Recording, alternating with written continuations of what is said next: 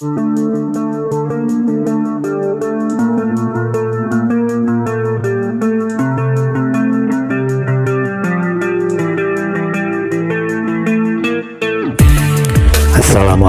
warahmatullahi wabarakatuh.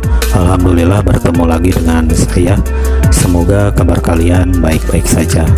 Di video kali ini saya akan mengupload ulang tentang kalam karena video yang kemarin kurang jelas visualisasinya. Dan semoga di video kali ini memperjelas pengertian tentang apa itu kalam.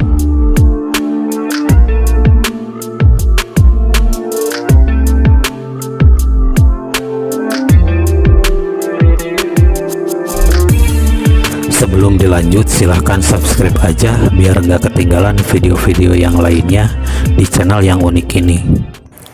Kalam adalah istilah bahasa Arab, di mana di dalam istilah bahasa Indonesia kita kenal dengan istilah kalimat.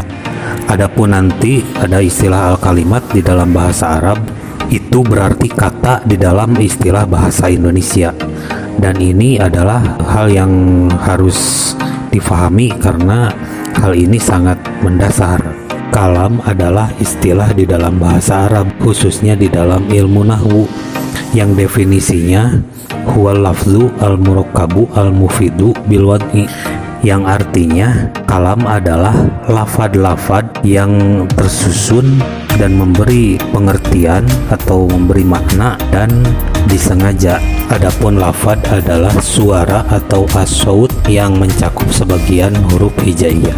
Secara gampang, lafad itu adalah kata di dalam bahasa Arab yang diomongkan gitu, yang dibicarakan. Berarti jika ada kata atau kata-kata di dalam bahasa Arab tentunya mencakup sebagian huruf hijaiyah, tapi hanya tulisan saja. Nah, itu bukan lafad, karena lafad itu harus bersuara atau harus diomongkan.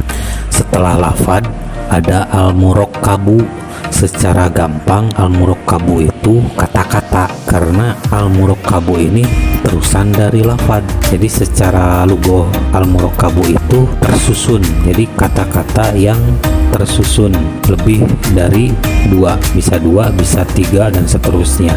Jadi lafad itu adalah al-murakkab itu. Lalu ada al-mufidu.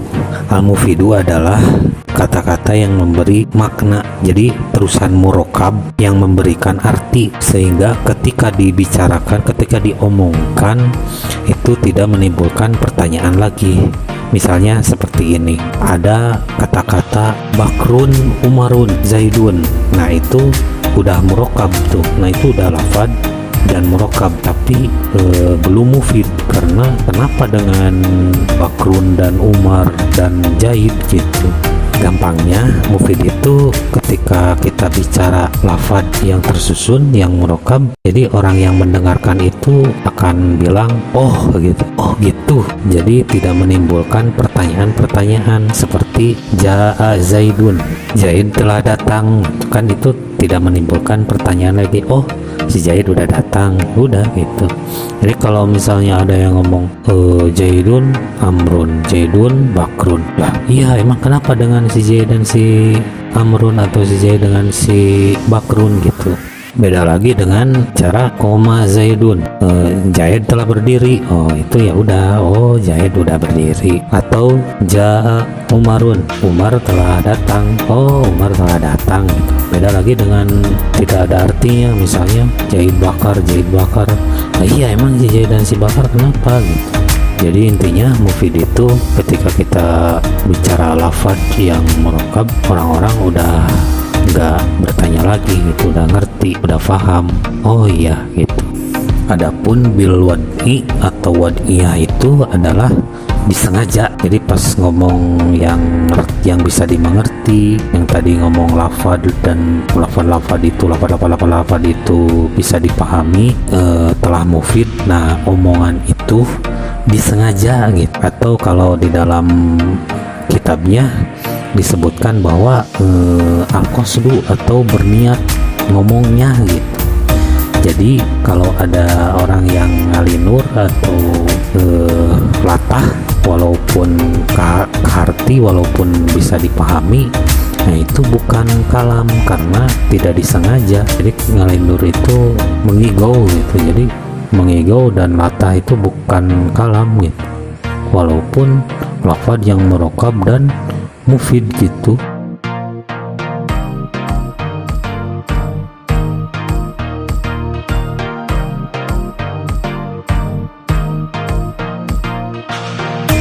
Adapun pembagian kalam itu ada 3, 1 isim, 2 fiil, dan 3 haraf, dan semuanya ini adalah komposisi dari kalam. Adapun nanti kalam bisa dibikin dengan isim dan isim, atau fiil dan isim, atau isim, fiil, dan haraf. Adapun isim adalah kata benda, sedangkan fiil adalah kata kerja, dan haraf adalah kata tambah. Lalu isim ditandai dengan 3 tanda. Yang pertama dengan jar akhir, yang kedua dengan tanwin, dan yang ketiga dengan bisa dimasuki oleh alif lam, di mana jar ini menjadi ciri khusus isim yang nantinya ada haraf-haraf jar atau lafad-lafad atau kata-kata yang menyuruh untuk dijar akhirkan. Adapun jumlah haraf jar itu ada 13.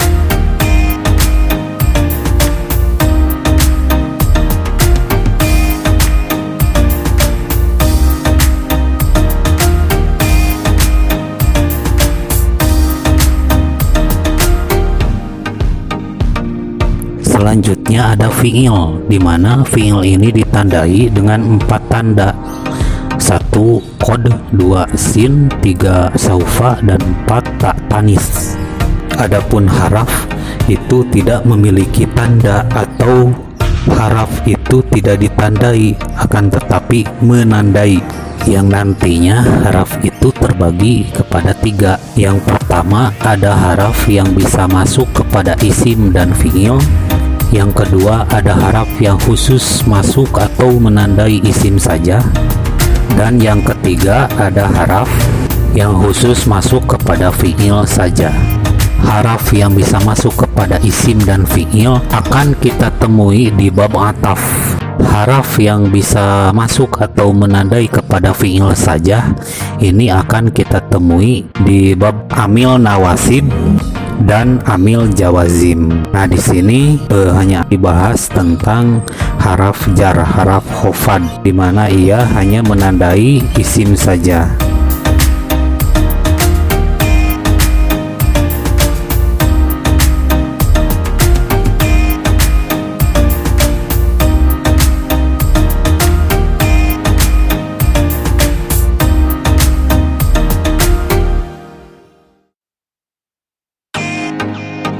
Contoh bentuk kalam dari isim dan isim. Zaidun qaimun, yang berdiri itu Zaid, versi perempuannya Hindun qaimatun, ada taknya di akhirnya, tun. Hindun qaimatun, yang berdiri itu Hindun. Contoh bentuk kalam fiil dan isim. Ja'a Zaidun, Zaid telah datang, atau qoma Zaidun, Zaid telah berdiri. Bentuk ceweknya Ja'at Hindun, telah datang Hindun, atau Hindun telah datang, atau qomat Hindun, Hindun telah berdiri. Jadi kalau bentuk perempuan itu ada tak tanisnya. Ini yang dibicarakan ciri fiil tak tanis. Nah, itu tak tanis. Qomat ada tak tanisnya, itu tak tanis, dan itu menjadi ciri fiil. Adapun bentuk kalam dari isim, fiil, dan haraf adalah zahaba Zaidun minal baiti ilal masjidi, Zaid telah pergi dari rumah ke masjid. Sekedar catatan-catatan kecil bahwa standar dari bunyi akhir kata dalam bahasa Arab adalah domah atau vokal U. Dan yang kedua, kalam itu tidak memerlukan pertanyaan di mana, bagaimana, kenapa. Jadi jika dikatakan qoma Zaidun, Zaid telah berdiri, tidak perlu ditanyakan kenapa si Zaid berdiri, atau di mana Zaid berdiri, atau bagaimana Zaid berdiri. Nah, pertanyaan-pertanyaan itu tidak termasuk di dalam maksud kalam ilmu nahwu.